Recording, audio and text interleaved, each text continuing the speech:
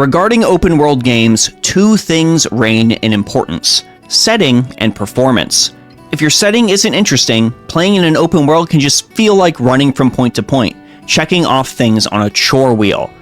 If your game's performance is terrible, running through the open world feels like a slog in that things take forever to load, and your title overall just feels broken.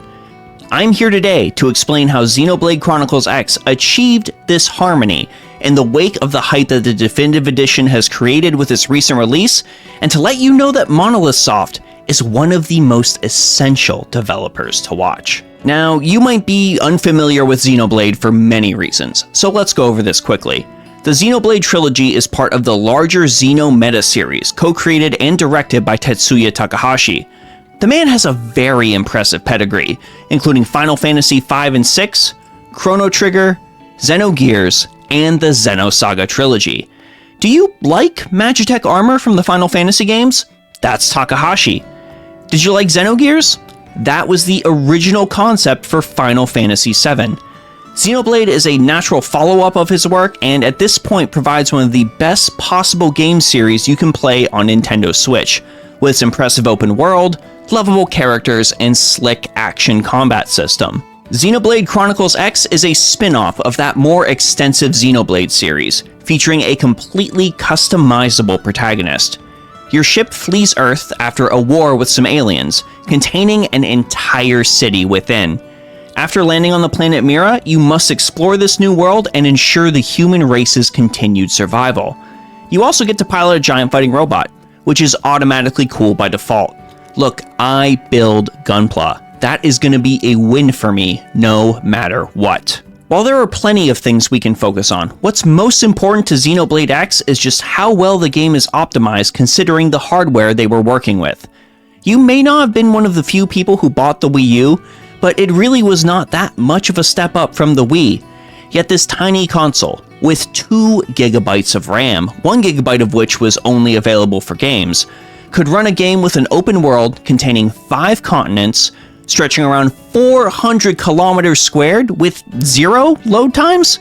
That shouldn't be possible, right? I mean, I'm shaking in my boots at the thought of 2 GB of RAM in my PC. Game Freak makes Pokemon. Pokemon Company has more money than anyone, but that game supposedly ran bad because it was held back by the Nintendo Switch, right? So how was Xenoblade X able to achieve this on both the Wii U and the Switch, with the Switch version being significantly smaller in file size than the Wii U version, while also simultaneously including more content? A lot of this comes down to clever design decisions and the ambition of a team that is not only highly motivated, but feels they are trusted. In an interview with Eurogamer, it was revealed that the original Xenoblade itself was an act of commercial benevolence on Nintendo's part, with producer Hitoshi Yamagami convincing the company to extend the original game's deadline, allowing Takahashi and the team to gain the experience that they were then able to apply to Xenoblade Chronicles X. X became a sort of challenge for the team, as Takahashi revealed in an interview with Nintendo's legendary Satoru Iwata. That's right, to be honest, we actually wanted to connect the Bionis and Mechonis in Xenoblade, so it was one field. They felt connected when I played the game, but they actually weren't? They weren't. We worked on how the maps linked up so it feels like they're connected. This time though, we all felt that we wanted to step it up, so that's where we started off. From there, the first thing we decided on was creating an environment where players can play in a completely open world, so that became our first pillar for this project. Takahashi took more risks, and his team made some decisions that were geared toward a performance and optimization first mindset with X's open world on the Wii U. We wanted to achieve something that was more about us as Monolith Soft, being able to create an open world system, to implement online features, and to transition into the high-definition era. With that game, we'd learned how to create fun locations to explore on a budget, he explains. If we had no restrictions in terms of costs, then for example, we could easily make a varied and interesting map simply by creating textures and models for 4 or 5 different uses in a single 20-kilometer squared area.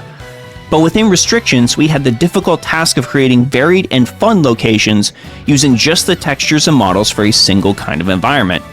This is not an easy decision to make, but limiting textures and assets can significantly impact the size and performance of the game, something you can quickly see with something like Call of Duty Modern Warfare 3 alone, which was 80 to 100 gigabytes on install, 70 more gigabytes if you wanted the high-resolution textures. Halo 3, for example, that game has one rock. One. Just turned and manipulated in different ways, so it looks different on all these stages. Xenoblade X chose to operate from the one rock mindset, which showed.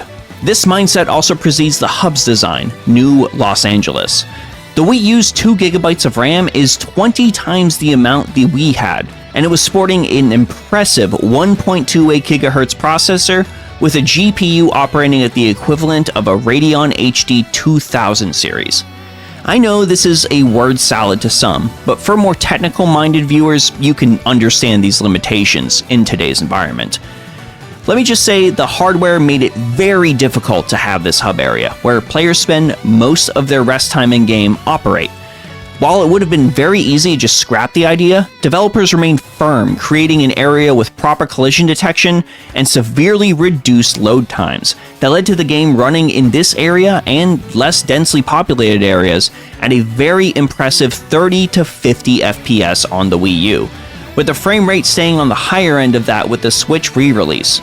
The Switch re-release also has a quote-unquote hidden 60 FPS mode. You can look that up if you're interested. This game's development led to Monolith gaining a position where they could have total freedom within Nintendo. Many may not realize this, but X was a technical turning point for Monolith as a company. They naturally applied what they created into the Xenoblade sequel, Xenoblade Chronicles 2. X was so impressive from a level design perspective that Nintendo asked Monolith for assistance with the critically acclaimed Breath of the Wild. Zelda creator Eiji Aonuma stated, "On Skyward Sword, Monolith mainly helped us with graphics design and other artistic elements. Even though we could have asked them for help on the technical side, we realized their way of making games was completely different from ours, and we didn't have much to learn from them on this installment since we were almost doing 2 different jobs.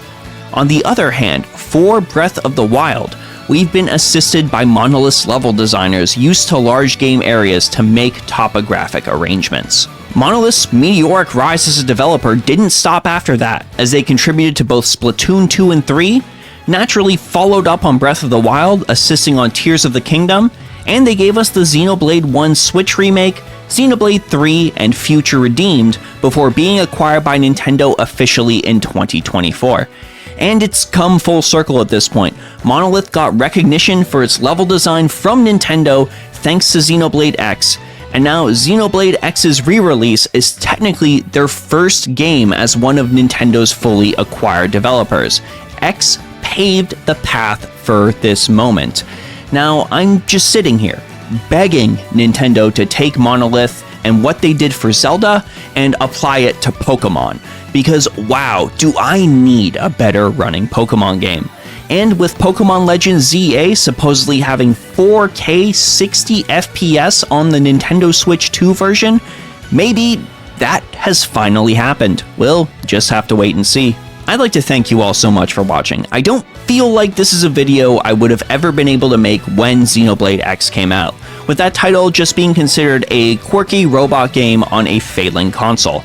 But with time, we can now see just how impressive and broad an impact this game has had. I urge you to pick up Xenoblade X. Give it a shot. Maybe even try the rest of the Xenoblade games.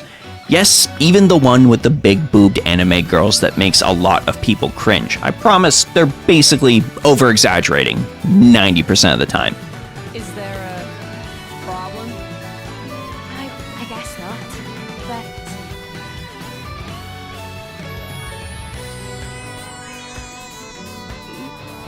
Nice bod you've got there. Each of these games is truly special, and I think that after playing them, you'll be just as excited for what Monolith has around the corner as I am, both for their own projects and Nintendo projects they'll potentially be assisting on. This is Kawaii50. I hope you all have a phenomenal day, and I will see you all in the next one.